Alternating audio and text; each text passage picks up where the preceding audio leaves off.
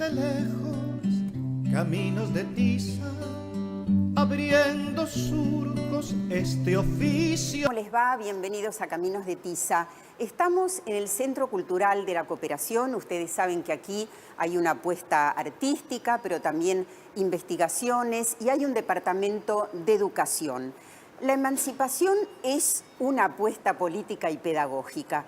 Nosotros vamos a conocer hoy cuál fue el aporte de Simón Rodríguez y por qué la vigencia de este pedagogo junto a otros latinoamericanos. Para eso, al encuentro de nuestro invitado.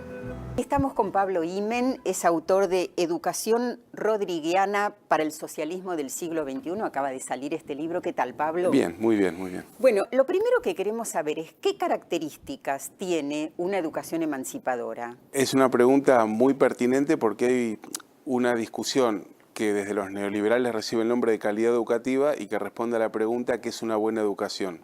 Entonces, frente a la idea bastante difundida de que una buena educación es equivalente a buenos resultados en pruebas estandarizadas de evaluación, nosotros pensamos que una educación buena y de calidad implica una educación que por un lado forme personas con capacidad de pensar con cabeza propia, o sea, casi te diría lo contrario de la lógica de los operativos estandarizados, una educación que permita desarrollar todos los aspectos de la personalidad y no simplemente el vinculado a la apropiación de conocimientos, una educación que forme para el trabajo emancipador o liberador, no empleados dóciles, sino sujetos productivos para un proyecto común. Conocedores de sus derechos. Conocedores de sus derechos, conocedores de la historia del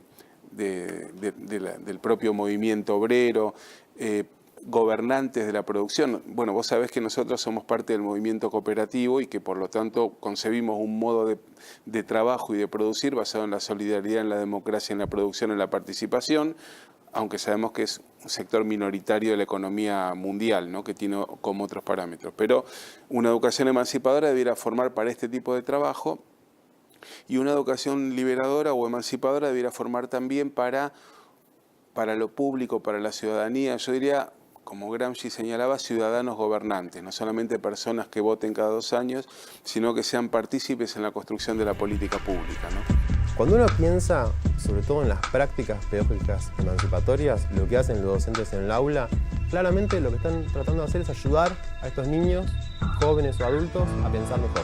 De formar ciudadanos críticos. Un ciudadano crítico es alguien que no acepta lo que se le dice porque sí, sino que es capaz de cuestionarlo, problematizarlo.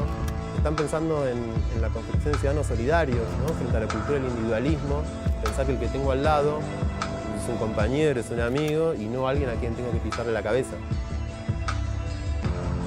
Nuestra propuesta es que todos los sujetos, los niños, las niñas, nuestros alumnos, son portadores de cultura y a la vez productores de cultura. Si vamos a aprender sobre los animales, lo que nosotros queremos no es un montón de niños que repitan definiciones acerca de los animales, sino lo que queremos es que con lo que saben y con lo que vieron y con lo que leyeron de la realidad, la puedan ver mejor porque le ponen palabras, porque esas palabras circulan colectivamente y porque en esa circulación de palabras colectivas van apareciendo nuevas formas para ver esa realidad.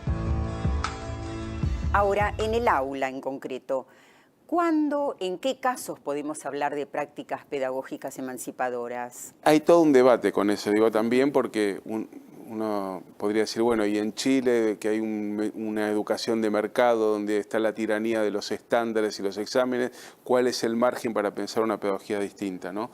O si puede ser emancipadora una pedagogía si no hay un proyecto político más general emancipador. Que acompañe, claro.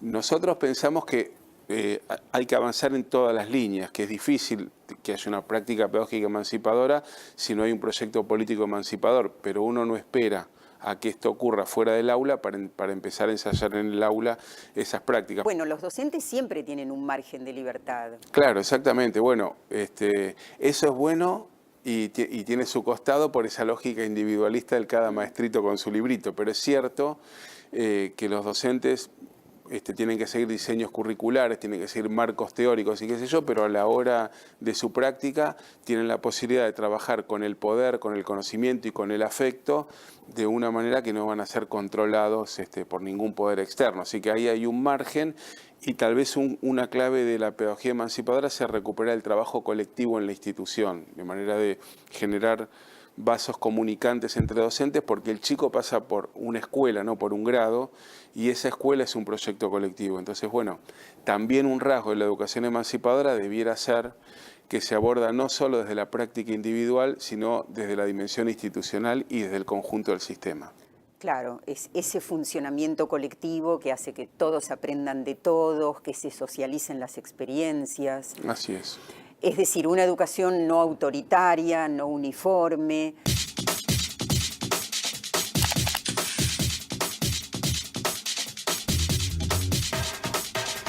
¿Hay experiencias de estas características en nuestro país? Sí, por supuesto, hay experiencias. Nosotros cuando nos preguntamos cómo se construye la educación que América Latina requiere para el siglo XXI, decimos que una de las fuentes para pensar esa educación es primero recuperar las experiencias del pasado. Nosotros recomendamos muy particularmente leer a aquellos pedagogos, Simón Rodríguez, José Martí, Luis Iglesias. Bueno, a ver, tomémoslos de a uno.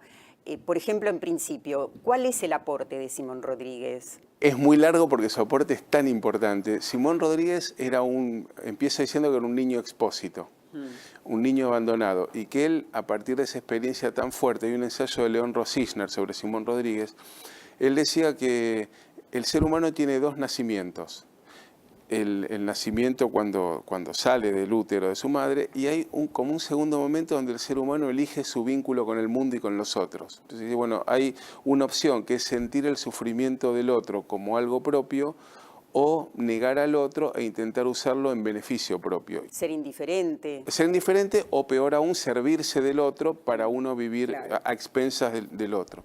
Y él plantea que en este segundo nacimiento la educación tiene algo que hacer. O sea, que él le da una impronta profundamente política y ética a la formación de seres humanos. Él plantea esto siendo un niño expósito en un contexto de revolución, porque recordemos que él fue el maestro de Bolívar y que él planteaba la necesidad de formar pueblos y repúblicas que debían tener ciertas características. Entonces, Simón Rodríguez hace un desarrollo ético-político de la educación, y además hace un desarrollo de una educación integral donde pone en el centro el trabajo y fundamentalmente la capacidad de, esto que yo decía, de pensar con cabeza propia. Él tuvo una discusión con Bolívar, porque Bolívar trajo a Lancaster, que era un inglés que proponía un método de alfabetización basado en la repetición y la copia. Y Rodríguez decía, ideas primero que letras, ¿no? Entonces él decía, primero aprender a pensar y luego aprender a escribir. Así que bueno, de Simón Rodríguez hay muchísimo para leer y para aprender, no porque él nos dé las fórmulas para hoy la práctica pedagógica concreta, pero sí pistas para pensar esta educación liberadora. Bueno, hasta habló de una educación mixta. Simón Rodríguez decía que el ser humano no tiene que tender a la igualdad, sino que es naturalmente igual, y entonces él juntaba en sus escuelas a ambos sexos y además si eran indios, criollos o españoles en una misma sala. Esto le valió el repudio de la oligarquía de la época. Él en Chuquisaca creó esta escuela y Sucre debió echarlo por la presión de la oligarquía de la naciente Bolivia, ¿no? Así que Rodríguez estaba muy, muy adelante de su época y nos dejó un legado en relación a la igualdad, en relación a una educación integral, democrática y, como llaman los venezolanos, capaz de formar personas con soberanía cognitiva, que hoy es recuperada en Venezuela y que en muchos lugares de nuestra América. Gracias, Pablo. Gracias a ustedes. Aquí estamos.